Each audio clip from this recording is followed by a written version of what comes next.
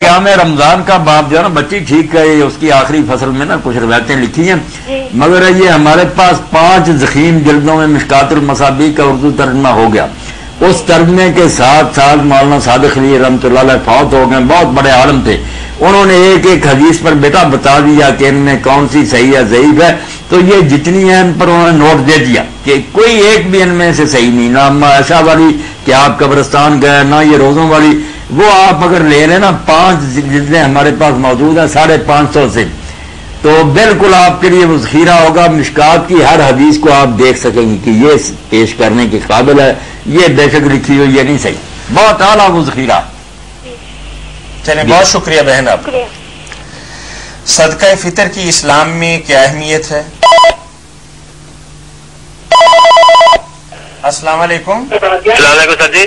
وعلیکم السلام ورحمۃ عبد السلام بول رہے ہیں سر جی، ایک سوال پوچھنا سا جی، پوچھیے بھائی۔ نا سر سوال ہے کہ جیسے دربار وغیرہ جانے ہیں یا کسی بابے وغیرہ لیتے ہیں جی جی ایک کس حد تک صحیح ہے دربار چاہیے کہ نہیں، یا عقیدت واسطے کوئی اتنے کسی طرح کا کوئی منت وغیرہ من سکتے ہیں کہ ساری منت پوری ویسی اس تو بعد کریں گے؟ یہ ساری باتیں جو ہے نا میرے بھائی، نہ یہ اللہ رسول نے بتائی ہیں، نہ ان نیک لوگوں نے بتائی، یہ جو وہاں بیٹھ کے نا مجاور ہے جنہوں نے بڑے بڑے پیٹ کر لیے اور جو نذرانے وصول کرتے ہیں، کھاتے پیتے ہیں دیکھیں، انہوں نے یہ ڈھونگ رچایا کہ یہاں آ کر نظر نیاز، کس اللہ کے ولی نے یہ کہا تھا کہ میری قبر پر آ کر ایسا کرو؟ منت جو ہے نا یہ عبادت ہے، یہ اللہ کی ہونی چاہیے کہ اللہ اگر یہ کام ہو تو میں اتنا چیز خرچ کروں گا، یہ نفل پڑھوں گا، یہ کسی بزرگ کی نہیں مانی جا سکتی، شرک ہے کھلا کھلا۔ سر جی بات یہ ہے کہ جو ہم داتا صاحب جاتے ہیں اور سب کوئی کہتے ہیں داتا کا مطلب دینے والا ہوتا ہے، تو یہ کہاں تک صحیح ہے؟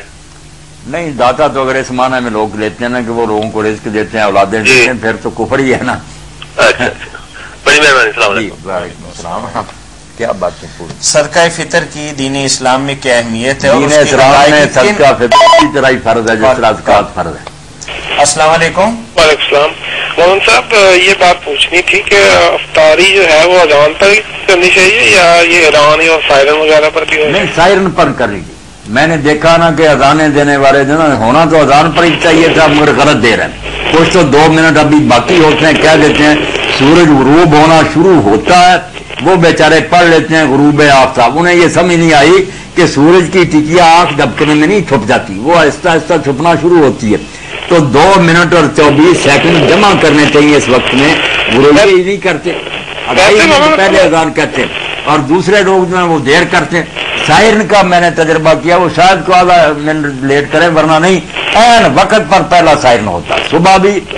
یہ میرا اس مرتبہ کا تجربہ، جو اس مرتبہ دے رہا نا صحیح دیتے ہیں، مغرب کے وقت بھی اور ساری کے وقت۔ تو سنت ویسے اذان ہی ہے؟ سنت اذان کیا رہی جب وقت پر نہیں دیتے، اذان تو چاہیے تھی نا وقت پر دینی، 2.5 منٹ جو پہلے دیتے یہ کیا سنت تھی، سارے لوگوں کے روزے برباد کر رہے ہیں۔ یہ پہلے ٹائم ٹیبل دیکھیں خدا کے بندے، وہاں بتایا ہوا ہے کہ غروب شروع ہوا ہے، اب ہوگا 2 منٹ 24 سیکنڈ بعد۔ ٹھیک ہے، السلام علیکم۔ وعلیکم السلام۔ جی، صدقہ فطر کے بارے میں فرض رسول آتا کہ حضور نے اس کو فرض کیا، اس لیے زکوٰۃ کی طرح کا فرض آئی۔ کال لیں جی، السلام علیکم۔ وعلیکم السلام۔ جی بھائی، کی حال ہے جی؟ میاں صاحب راضی ہو؟ الحمدللہ۔ یا صاحب کیسے ہیں آپ؟ دیو ذرا میاں مولانا صاحب نو دیو۔ میں سن رہا ہوں یا السلام علیکم جی۔ وعلیکم السلام۔ کیا آپ کے سلام کا جواب دیں؟ آپ تو مفرور ہو گئے، بگوڑے ہو گئے، میں مغرور ہو گئے، مغرور ہو گئے، اچھی دعائیں آپ کے لیے کی کہ بس بھول ہی گئے۔ اصل گل بات یہ تھی کہ میں اس لیے فون کر رہا تھا کہ آپ کی جھڑکیں تو سنیں، کم از کم آواز تو کان میں پڑے۔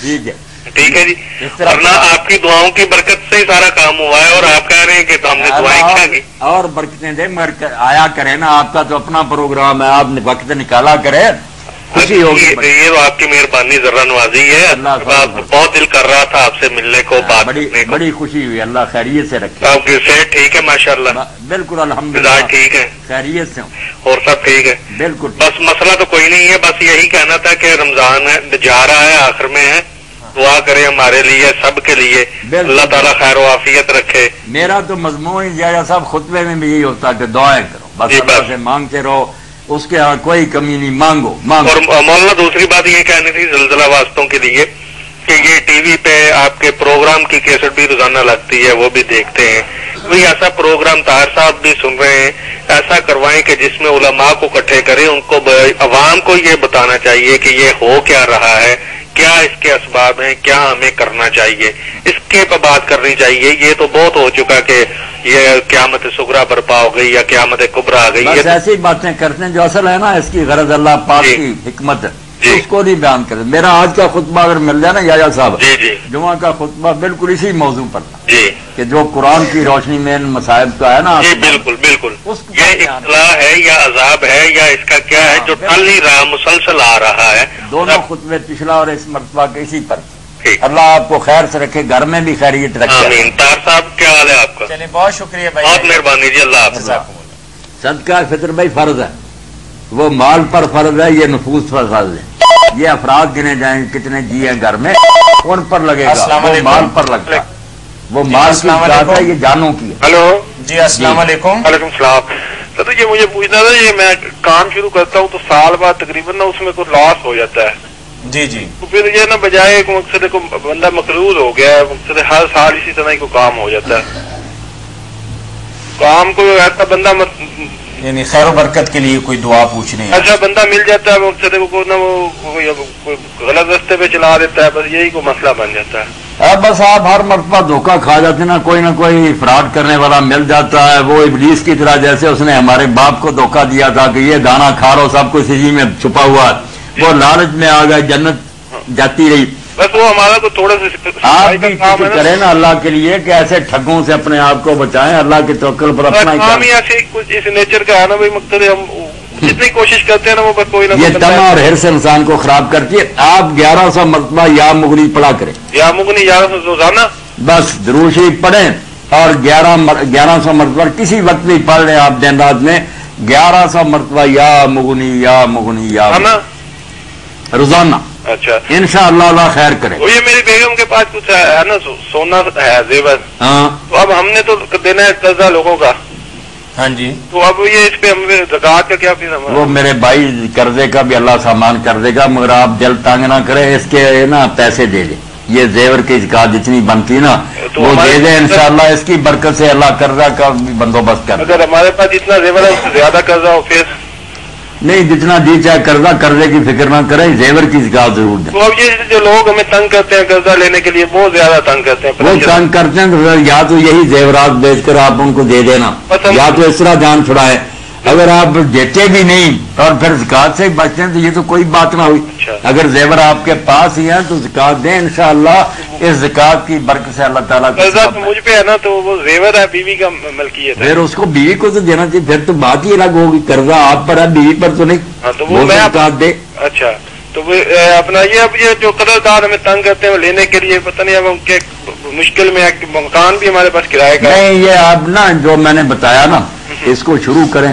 اچھا ہاں، اللہ کے رسول علیہ السلام نے بھی جو دعا سکھائی نا، اگر مل سکے نا، چھوٹی سی کتاب عام مل جاتی ہے، پیارے رسول کی پیاری دعائیں، وہ میرے خیال ہمارے گھر پڑی بھی وہ پڑھی نا، اس میں پھر قرضے کی دعا جو حضرت علی رضی اللہ عنہ سے ایک شخص نے کہا تو انہوں نے کہا اللہ کے رسول نے فرمایا کہ یہ پڑھ احد پہاڑ جتنا قرضہ ہوگا وہ بھی انشاءاللہ جاتا رہے گا، چھوٹی سی ہے، اللہم مکفنی بحلالک عن حرامک واغننی بفضلک عمن سواک، یہ شروع کرنے میرے بھائی اس میں سے لے کر، اے اللہ ہمیں حلال ہی اتنا دے دے کہ حرام کی ضرورت نہ رہے، اور اپنے فضل سے غنی کر دے، کسی کا محتاج نہ کرے۔ یہ پیاری دعا ہے اللہ کے رسول علیہ السلام۔ ٹھیک ہے جی، صدقہ فطر فرض ہے بھائی۔ جی ٹھیک ہے، اس کی ادائیگی کن اشیاء سے کی جا سکتی ہے؟